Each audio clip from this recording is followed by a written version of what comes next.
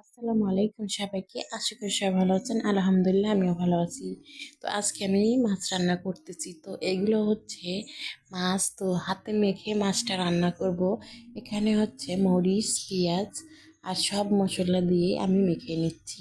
তো আপনাদেরকে দেখাচ্ছি, দেখুন এটা হচ্ছে তেলাপিয়া মাছের মাথা, আর এটা ছিল সিলভার মাছের পিস, আর এদিকে হচ্ছে মিরকা মাছের মাথা, আর হচ্ছে মিরকা মাছের লেজ। তো আজকে কিন্তু আমি 3 রকমের মাছ একসঙ্গেই রান্না করতেছি। মানে মাছ তো আমি এনেছি কয়েক রকমের, তাই ভাবলাম সব রকমের মাছ যদি একসঙ্গে রান্না করি কেমন টেস্ট আসে এটা দেখার জন্য এভাবে রান্না করতেছি। তো এই তো কষায় যখন রান্না করতেছি, দেখতে খারাপ লাগলেও খেতে অনেক মজা হয়েছে। কারণ হয়েছিল যে এখানে কাঁচামরিচ দেওয়া হয়েছিল, এজন্য বেশি মজা লাগছিল আমার কাছে। তো রান্না কিন্তু প্রায় শেষ, এখন একটু শুকনো মশলা দিয়ে নামিয়ে নিচ্ছি। তো এটা ছিল ধনিয়ার গুঁড়া।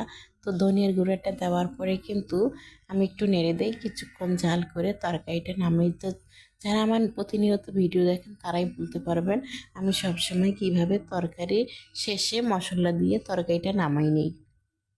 তো আমি তো এভাবে নামাই, তো আপনারা কীভাবে নামান কমেন্টে জানাতে ভুলবেন না আমাকে।